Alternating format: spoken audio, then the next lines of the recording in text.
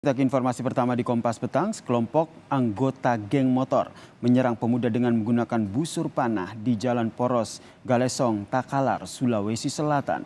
Aksi penyerangannya pun terekam kamera pemantau. Iya, ini masih kan cuma ini kaki. Inilah rekaman CCTV yang memperlihatkan aksi penyerangan sekelompok anggota geng motor menggunakan busur panah secara tiba-tiba ke sejumlah warga di Jalan Poros Galesong, Takalar, Sulawesi Selatan.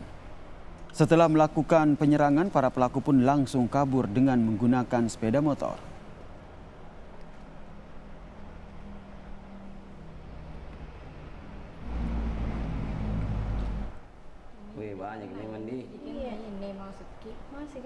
Akibat penyerangan ini, saudara, satu orang remaja terluka terkena busur panah di bagian tangan dan juga kaki, hingga korban pun harus mendapat perawatan intensif di rumah sakit.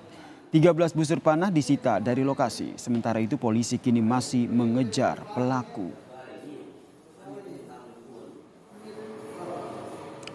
Motor langsung mau menyerang dengan menggunakan busur, sehingga korban pada saat itu